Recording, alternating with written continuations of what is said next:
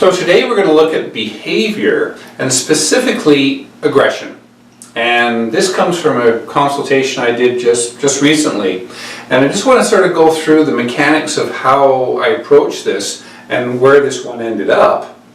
And that way you can sort of see the way that we look at these and how we try to resolve them. Now in this particular case, it was a good-sized dog, and it had bitten altogether, I think, about 6 people so far. And so you can sort of think, wow, that thing really did some damage. Well, there was only 2 people that got medical care. The rest of them were, I call bruises, little punctures, things like that.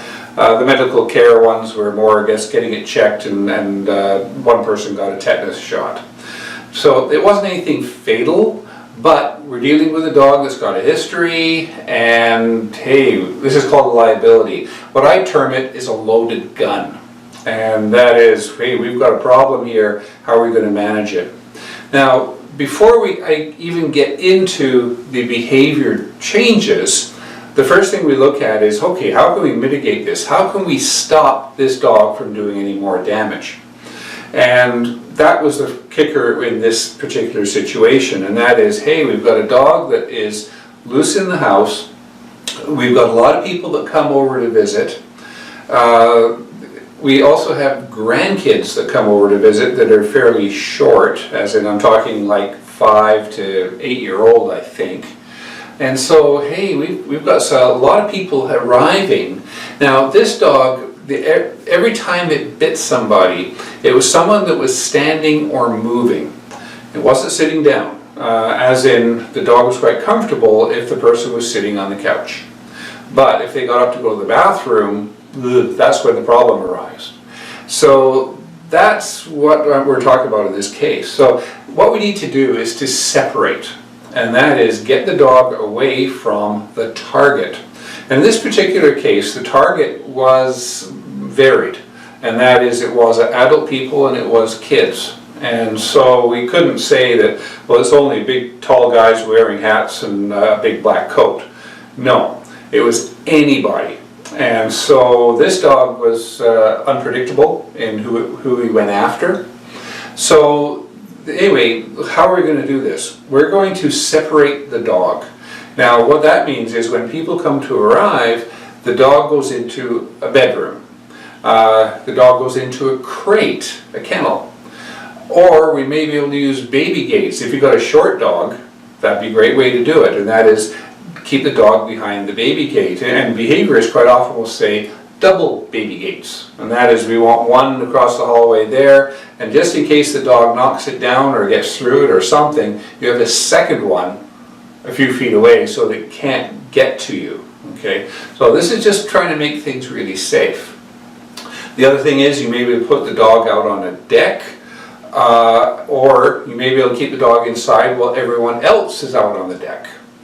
And then the final thing, of course, is a muzzle. And that is putting a muzzle on, and there's several that are very useful. I talk about a basket muzzle. Those are ones where the dog can still actually put their nose in and get a drink of water. They can breathe easily. And so that is something to consider as in getting a muzzle on. It has to fit really well, and it can't fall off at all. And so you have to make sure those things are fitted really well. Now, all those measures were things that, yes, we could do with this particular dog, but this is the kicker. We were dealing with a lady who had grandchildren coming to visit, and she really didn't want to have the dog confined because the dog cried. And so in that situation, hey, we've got a real problem here. We've either got to do it all the way, or we don't do it at all. And what this lady realized is that this dog was a liability. It was a fairly young dog. It was only a couple of years old. And she was, I'll say, elderly, and she could control the dog, that was fine.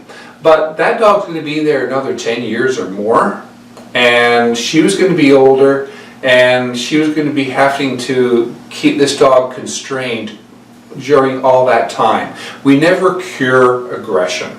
We manage it. That's the key. But you always have a dog that is a liability and can cause damage. And one way I always talk about it is this. If you've got a 3-year-old granddaughter and comes running to you and the dog sees that, and I'm not talking about the dog going after the kid in terms of I'm going to kill them, but what it is quite often when you have a little kid that's screaming or high voices and they're running, the dog sees that as prey.